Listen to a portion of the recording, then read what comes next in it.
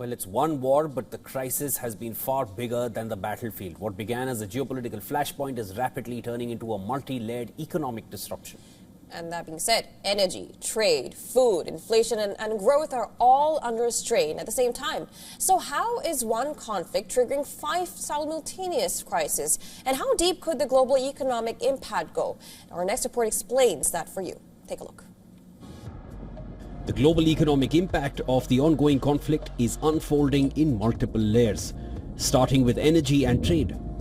At the center of the disruption is the Strait of Hormuz, a narrow but critical route through which nearly 20% of the world's oil supply moves.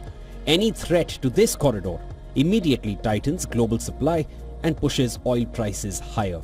Markets are already pricing in risk, with crude expected to remain elevated if disruptions continue. But the impact extends beyond oil.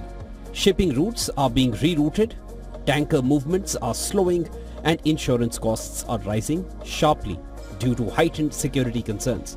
This is increasing freight costs and delaying cargo movement, creating early signs of stress in global trade flows. The second layer of the crisis is now visible in food and inflation.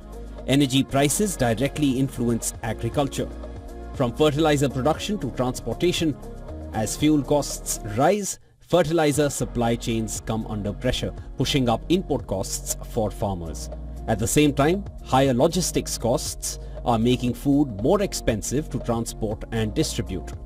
This is feeding into a broader rise in food prices globally. The impact is also reflecting in headline inflation. Economies across regions, including Europe, are expected to see a measurable increase in inflation due to energy-led cost pressures. This is a classic cost-push inflation cycle, driven not by demand but by supply disruption. The final and most significant risk is to economic growth. Higher energy prices lead to rising inflation, which in turn limits the ability of central banks to ease interest rates. Prolonged high rates increase borrowing costs, reduce consumption, and slow down investment.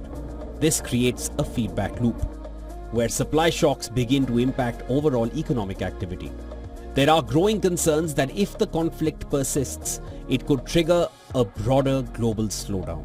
Emerging economies remain particularly exposed due to their dependence on imports and sensitivity to price shocks. For countries like India, the impact could be more pronounced, with pressure on inflation, currency stability and fiscal balances. Business Bureau, WION, World is One.